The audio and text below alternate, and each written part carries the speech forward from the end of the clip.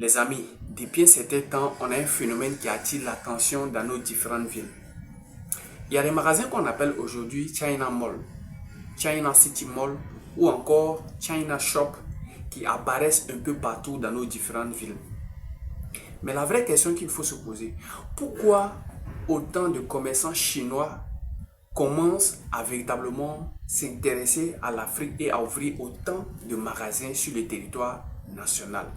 Un pays notamment comme la Côte d'Ivoire, on voit déjà plusieurs Chinois avec des grands magasins qui arrivent véritablement à pouvoir s'en sortir. Est-ce seulement du commerce ou alors il existe une stratégie économique qui est encore beaucoup plus grande que ce qu'on peut imaginer? Dans cette vidéo, je vais te donner tous les éléments de réponse dont tu as besoin de comprendre afin de toi aussi pouvoir te préparer pour ne pas véritablement être concurrencé par ces différentes entreprises qui viennent véritablement s'acharner sur le sol africain.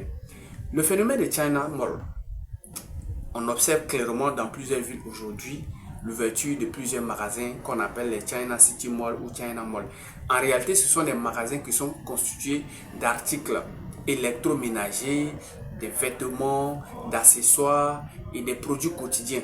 Ok, ça en réalité c'est leur particularité. Et ce qui fait qu'aujourd'hui les gens s'adonnent beaucoup à ces activités ou du moins à ces entreprises, c'est en fait le fait que les prix sont généralement très bas. Je dis généralement, c'est pas pour tout le temps, mais souvent les prix sont assez bas. Récemment, on vient d'assister à l'ouverture du China Mall de Korogo et après je vais faire une autre vidéo pour vous montrer un peu les différents prix. Vous allez voir ce qu'il y a comme prix là-bas. Maintenant, pourquoi les commerçants chinois arrivent en pagaille sur le continent africain? Alors, il y a plusieurs raisons. L'une des premières raisons, c'est qu'en réalité, depuis plusieurs années, la Chine cherche impérativement à développer ses échanges économiques en Afrique. Et ça, c'est un fait qui est clair.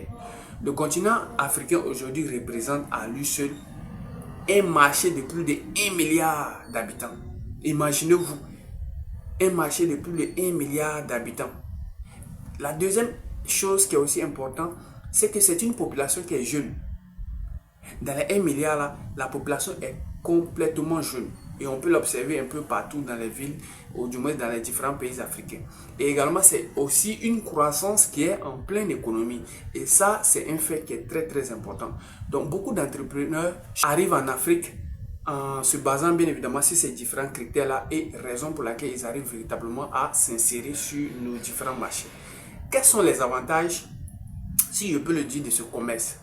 Et pourquoi est-ce que ces commerces souvent réussissent sur nos différents territoires? Il y a plusieurs facteurs également qui expliquent cela.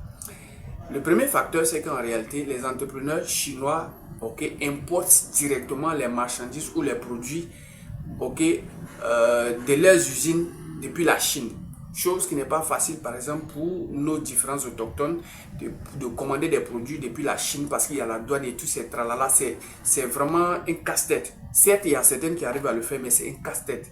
Mais eux, c'est encore plus facile parce qu'il y a certains coûts qu'ils peuvent véritablement zapper parce que directement le produit vient à leur nom et encore plus ça vient de leurs entreprises. Et quand c'est comme ça, c'est très bénéfique. La deuxième chose qui fait en réalité que ces entreprises arrivent véritablement à s'en sortir, c'est le fait que souvent ils travaillent ensemble, ils travaillent en synergie, ils travaillent en association dans le but de pouvoir véritablement développer des activités à grande échelle. Et ça, c'est comme ça. Les Chinois travaillent ensemble, ils sont très solidaires, c'est pas un peu comme nous, on est un peu dispersés.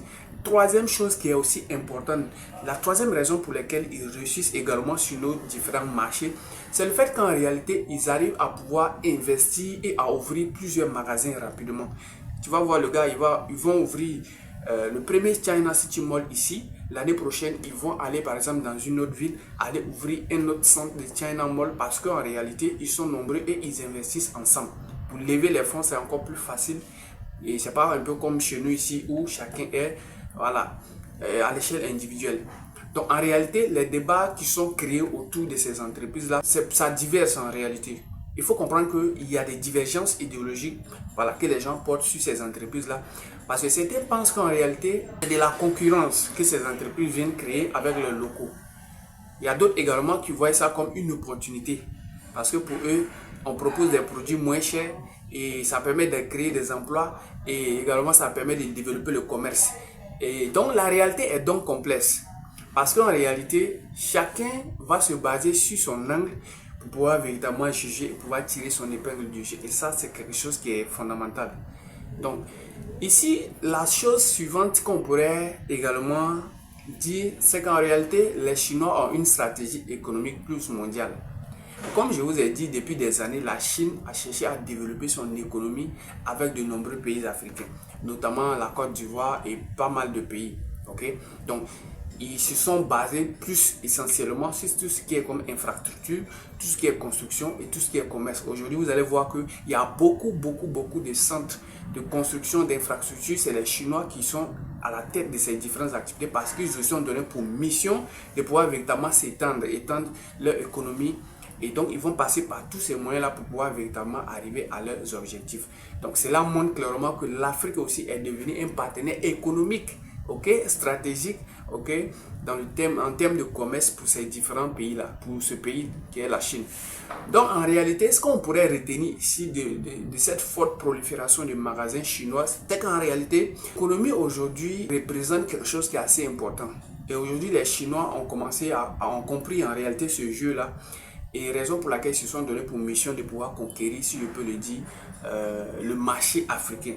Donc une chose en tout cas est certaine, le commerce mondial lui change très rapidement. Et ça, c'est un fait qui est clair. Et l'Afrique également devient aujourd'hui un acteur majeur dans le développement de l'économie du monde entier. Donc en réalité, c'est ni bien ni mal, mais ça va dépendre de quel angle est-ce que tu te bases pour pouvoir juger. Donc dis-moi en commentaire si la forte prolifération des magasins de China Mall en Afrique ici est un avantage ou un inconvénient. Dis-moi ça dans les commentaires. Qu'est-ce que tu en penses réellement? Ciao.